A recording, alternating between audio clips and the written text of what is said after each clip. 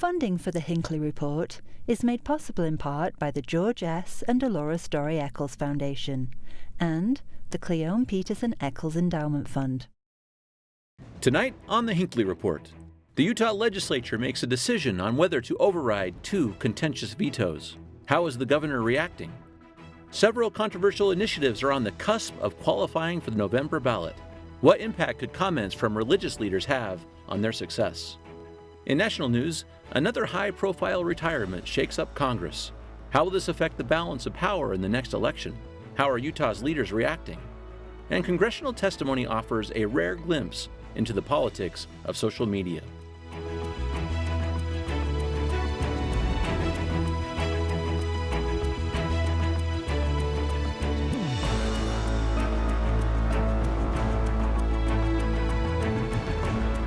Good evening, and welcome to the Hinckley Report. I'm Jason Perry, director of the Hinckley Institute of Politics. Covering the week, we have Julia Ritchie, managing editor of KUER, Max Roth, political reporter with Fox 13 News, and Spencer Stokes, president of Stokes Strategies. Glad to have you all with us. Let's start with a vote that happened this week, informally at least. Spencer, the House and the Senate, with 2/3 majority, decided to call themselves into a veto override session. What's the problem with these vetoes? Explain this for us. Hey, it's always exciting when there is a veto. So I'm happy to see that the governor vetoed something. But I think the legislature is trying to exercise a little authority here. But I really believe that the things they're wanting to veto or to override are true executive branch functions and should remain executive branch functions. And so it will be interesting to see. I'm sure they'll get the votes because it's about them taking some authority from the governor. So I'm sure they'll get the override votes.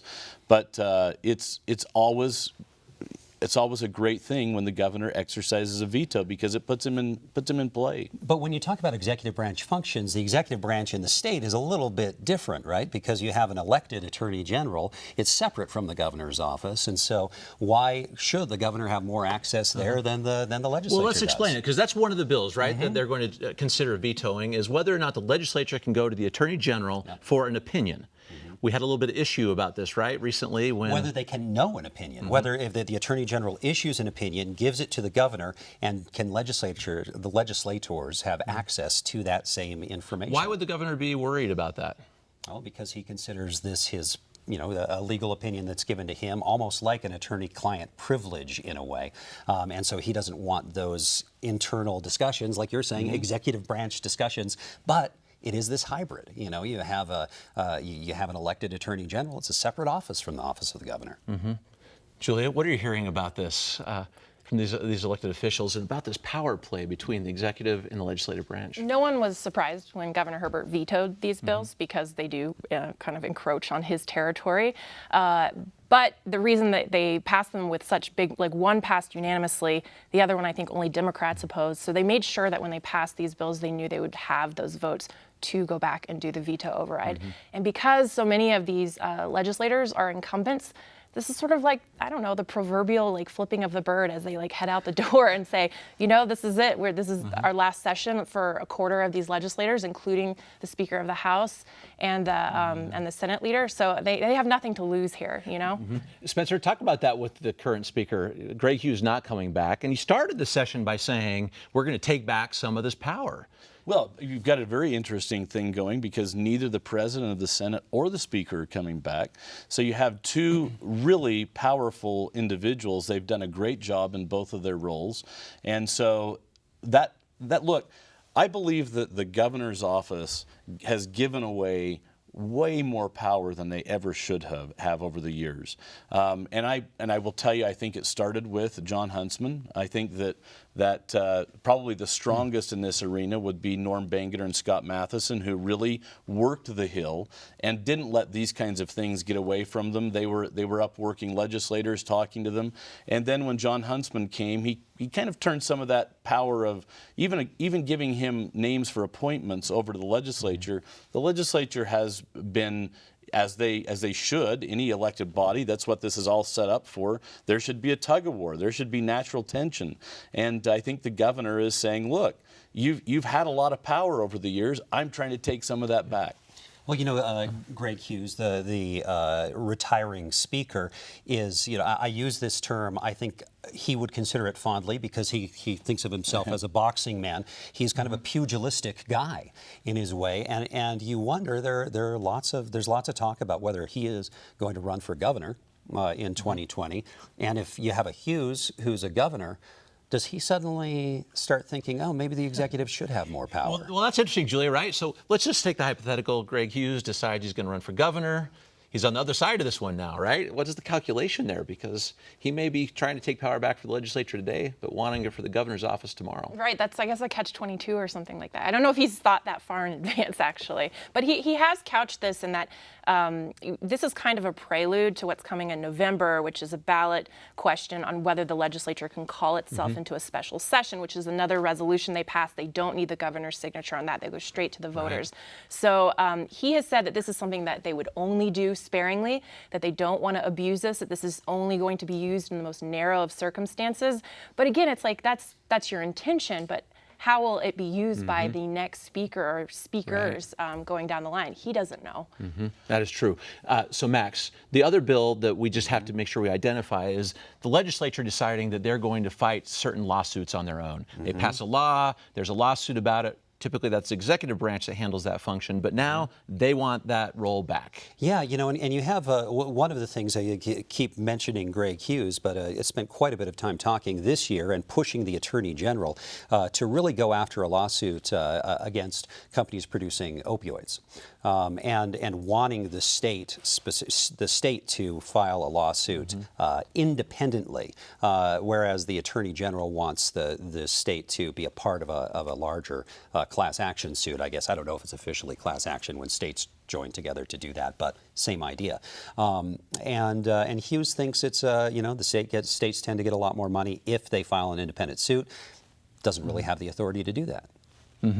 By the way, I am going to miss Greg Hughes and Wayne Niederhauser. I think they've worked well as a team. I think they've worked well with their individual bodies, and so this is going to be a loss of leadership in a lot of ways from the executive or from the legislative branch. But nevertheless, I still believe that there is a separation of powers. There is that tug of war that should go on, and when it comes to deciding who should file suit, the legislative body has been way more conservative over the years than our governors. The governors have tended to get into office. They're a little more moderate. And so you're going to, I think, see a lot more challenges to test the waters, to see how far they can push a conservative concept. And I don't know whether or not that's the best use of money. And so having that in the executive hands is really, I think, a more wise choice, but it's going to be changed. So what is the governor going to do, you think, if this veto override session happens and they reclaim both these particular pieces of power that they want? What's left for the governor to do? He has no choice. Yeah. What can he do? What can he do? That's why this is such an interesting power question. Yeah. Okay, let's talk about Mitt Romney for just a moment. Articles out this week that he's raising a pretty good amount of money. Julia, $1.6 million. But $1 million of it came from his own accounts right now. What does this say about him as a candidate? And kind of just give us the flavor for that in the state. That's kind of a lot of money. That was a surprise to me that he still had this campaign stashed away. So maybe all along he kind of knew, like, I can't get out. I still have to put my toe back in. No one's surprised, though, that he has this war chest. He has just widespread support in the state, especially among Republicans. So he has the advantage, and no one's surprised by that. But I think it's more of a matter of this convention that's coming up, like in a week or so. He does have a lot of opponents, and money does play it's more of an optics thing. Does he have too much money, and does he have too much wealth to really represent Utahns? That's a great point. Money for what? This is a man who has 110% name recognition, who the polls put so far ahead of everybody else. The notion that you're going to spend $1.6 million on that election almost Let's keep in mind that Orrin Hatch had the same kind of name ID, and he spent, $13-14 million on his race. But the level of popularity, I mean, Orrin Hatch had some significant competition in the party. Well, the race ended on Tuesday. the day that he qualified for the ballot. And it's a pretty remarkable thing that he got volunteers to get his signatures. Now, they had a very high rate of invalid signatures because you're getting volunteers to do it, but he still got 28,000 signatures, volunteer, to put him on the ballot. And I don't know who can overcome that, even if another person comes out of the convention on the 21st. I don't think that they can take on that machine in a primary. So I believe the race ended on Tuesday. I think there were a lot of us wondering whether or not he could get all volunteer signatures and have them be all counted. But 28,000, a pretty remarkable thing to do, and in and of itself was quite historic. Well, and anything can happen. I mean, it's I do not foresee skeletons coming out of that closet, but it's but things happen in a campaign, and so it could be that Jenny Wilson, or if another Democrat were to emerge, could get into the office. But it's hard to imagine. The one thing I'm going to answer my question about money for what? Yard signs. Yard signs, commercials. He only has two could say colors, that. though, so it's not like he's Is he paying already for all the building ink. a national war chest? Does he want to signal to the rest of the political world outside of Utah, I'm a player, I'm going to raise money, even though I don't have to fight that hard in my state, I'm going to have this war chest, and that makes me a power center already within the National Republican Party before I'm a senator. I won't feel bad that we have given this particular seat for over 50 years to someone who's been born and raised outside of Utah if he would go back and challenge what was going on in Washington, D.C. And I would love it if he took the opportunity to run for president again. I would love that. But I will tell you that the race was over on Tuesday, and in January, Willard Mitt Romney is going to be the next senator from Utah, barring some catastrophe of health. I don't see it changing. Okay, so we were talking about people who are going to take the office. Let's talk about some of these high-level people in politics that are leaving the office. This has been an interesting week. Julia, the Speaker, Paul Ryan, decides he's not going to run again. Why are we seeing such big exits? There's like 24 of these particular people there that are just not going to seek office again. Why is that happening? I think that comes down to two words: Donald Trump. I think it's hard to be a Republican in the Trump era, and arguably he said that he had accomplished the things that he had wanted to with the tax bill, and so it was a good time to get out. And I think there was a lot of dissent within. Right now, there is a lot of dissent within the Republican Party over the direction and over what they can continue to accomplish with this midterm coming up and what looks like a very energized Democratic base. That's intimidating for anybody, even a seasoned speaker like Paul Ryan. Max, you think he was looking at that, saying, I want to get out? Because he's talking about his family and things like that. About his family, they always say family. That's what you say, right? And you know what? I'm far less skeptical of that than a lot of people are. I think that, of course, that's a reason. No one wants to be away from their family that much. But Paul Ryan didn't want to be Speaker, and so he sure doesn't want to be Minority Leader.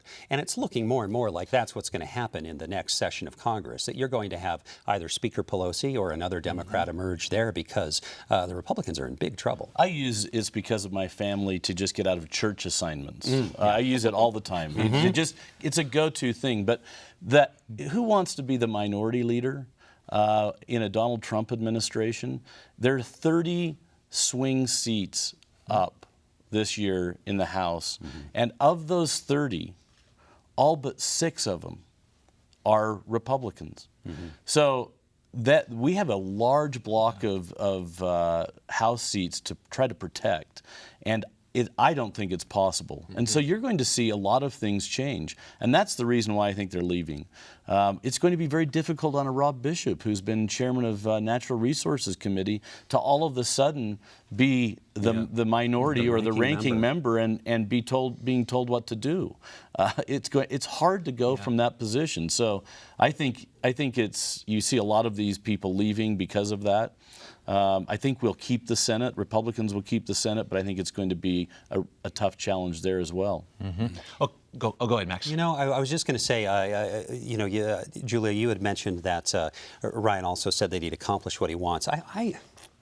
I'm skeptical of that. I mean, they can say that, but the tax reform bill, that is not a Paul Ryan. If you were going to look at what he has based his career on, which is fiscal conservatism, we're not leaving this congressional session as a fiscal conservative session. They passed tax cuts and increased spending, and so if that's going to be the legacy that he says this is what I accomplished, it's I don't know that history is going to treat that very kindly. Well, that's the grand irony of it, right? Is that he made this his career, and then a bit of bad news, right? When he announces his retirement is $1 trillion more in the deficit as he's leaving office. But he knows, like, the reality is you can't slash the welfare state, which is what he had, couched his whole career on, with 51 seats in the Senate. You just can't do it. So, Spencer, you brought up Rob Bishop. Your representative, as I understand it. Yeah, absolutely. So, interesting stories about him this week, right? One, he may be the dark horse candidate to be Speaker of the House. Look, he was talked about last time, really, and that's a fascinating thing.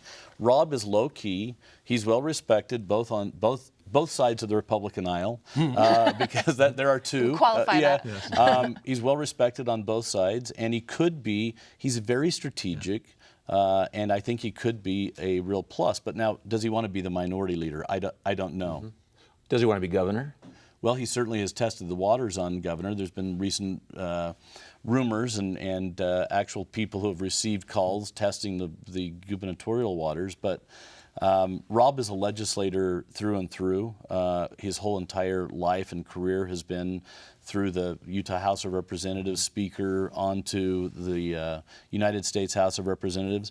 And if he had a chance to be in leadership in Washington, D.C., I don't think it would not only be great for the state of Utah, it would be great for the country, because he has sound thinking and he's calm. Okay, we'll be watching that one closely. Max, let's talk about some initiatives that are going forward in the state, some that are, maybe that aren't, but let's talk about the Medical Cannabis Act. Yeah. All right, interesting that they have a lot of signatures, 133,000 of them. They're still short of their signatures in 5 districts, all right, and that deadline's coming up next week, all right? Tell us what's happening with that, but mostly I'm interested in what's happening as religious leaders are starting to weigh in. Yeah. That was a little bit of a surprise that we had the LDS Church decide to take a stand this past week, and not with a real strong statement, but saying essentially that that they oppose this measure, similar to what the governor has said as well. The governor saying he thinks that medical marijuana is coming, but he doesn't think that this initiative is the way to do it. Honestly, I think when you look at the public opinion, the latest polls, as I understand them, are something like 70% support for medical marijuana usage, and that's a public that's watched the state legislature just kind of dilly-dally on this whole thing. I mean, every single year there are 2 or 3 bills that come up, and then they wind up passing some watered-down thing that says we'll study it in the future. And I think people are a little fed up as they see more and more people saying, I could use this, or I have used this, and I've had to cross a legal line because I was in pain or because it would help me. So, Julia, put these 2 statements together, which is interesting. Can you be supportive of medicinal marijuana or the use of it for medical purposes and be against this initiative?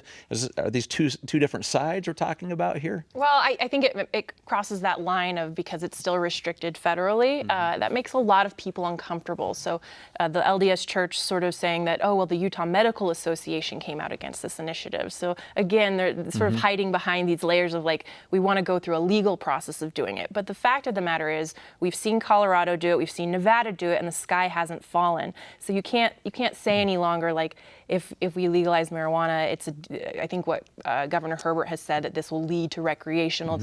That could very well be, but is that going to increase crime? Is that the other things that they've the scare tactics that have come out of this?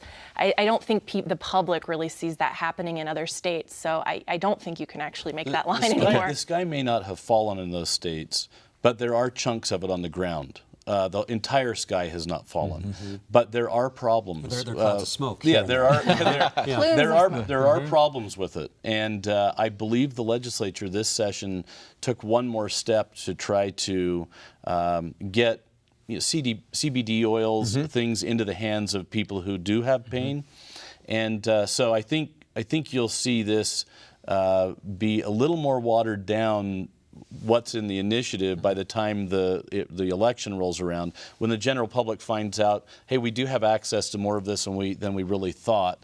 But this, the broader picture for the LDS Church is, they've weighed in before in very public policy battles, and they won, but the backlash was so difficult, I think, for them, that I think that's the reason why they're wading into this in a much different, restrained, more measured manner, standing behind some other folks. But as this gets legs, you may see them come out in a stronger way. Utahns, as you talk to them, are they behind the concept there that maybe the science drives it a little bit? It's more the medical side more than just the use. You let the science tell us how to approach this. Max, is that where people even seeing that line? Our country right now is facing one of the most, if not the most serious drug crisis it has ever faced, and not doing very well in responding to it, the opioid crisis. And I think people look at marijuana now and they think, this is just a different ballgame. We're not talking. This is apples and oranges, and the apple of marijuana. Yeah, let's be careful with it. But in terms of people generally seeming to believe that there are medical uses for it, I think that skepticism is going away. The John Huntsman statement prior to his passing was a big help to this initiative. That's John Huntsman Sr., Yes, right? John Huntsman Sr., when he came out and said, I think people that have pain ought to be allowed to be able to try this. And so this is going to be, I'm looking at this as not whether or not marijuana is legalized in a medicinal way. I'm looking at it as, how is the church going to deal with this? That's the more fascinating thing to me. Yeah. How will they deal with it? And what happens if they weigh in on it in a bigger way and they lose? What signal does that send? And what signals do they send members who then find themselves in that situation Correct. where they're prescribed medical marijuana? Yes, What's interesting weird is they already have members of their church. I think that course, that are in Nevada and these other states Oh, who absolutely. are using marijuana. Many of the growers and dispensers in Nevada are LDS.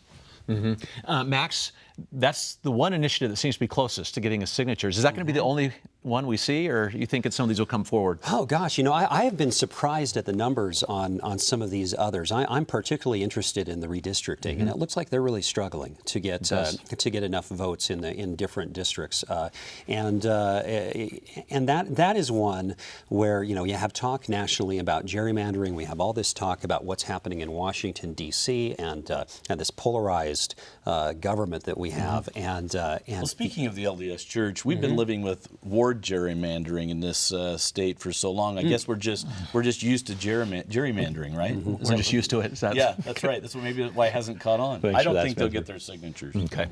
Let's go into some interesting congressional testimony this week. Facebook in the hot seat. Zuckerberg is taking the stand for quite a while. Julia, what do we really care about with this? What's the big deal about Facebook and our data going out, Cambridge Analytica in particular? We have put an enormous amount of trust in Silicon Valley companies to safe harbor our data, where we spend most of our lives now on social media. And there really isn't a lot of regulatory framework. I mean, Congress hasn't really gone after these companies yet to really ask the tough questions. And so I think we saw the generational divide there, where the older Senate struggled to even... Is that what you saw? Yeah, they were struggling to find out what it is, what is this Facebook technology? And then the House was a little tougher on Mark Zuckerberg. But what you saw was a company that has come into maturity. Its CEO is in his 30s now, and they really haven't had to answer for a lot of these mistakes that they've made along the way. They've had to apologize a lot over the years for different ways that they've tried to monetize their platform, which is us, their users, selling our information to advertisers. And I think you're starting to see a little bit of backlash toward that, although after he testified, the stock shot up. It sure did. I think people are also a little jaded, and they think, I have no control over my privacy. This is where I share my baby photos. What choice do I have about what I share? true. But go ahead, Max. Well, I thought there was something about Russia in this whole thing. Yeah. And then we get to these committee hearings and we have, we have the senator saying, hey, if I'm using Facebook on my computer and on my phone, do you follow it on me on my computer and my phone? And it's, and it's like, Was that Senator Hatch who said what that? are we talking about? They have a very, very difficult time cross-examining such a world figure and celebrity, which is what he is.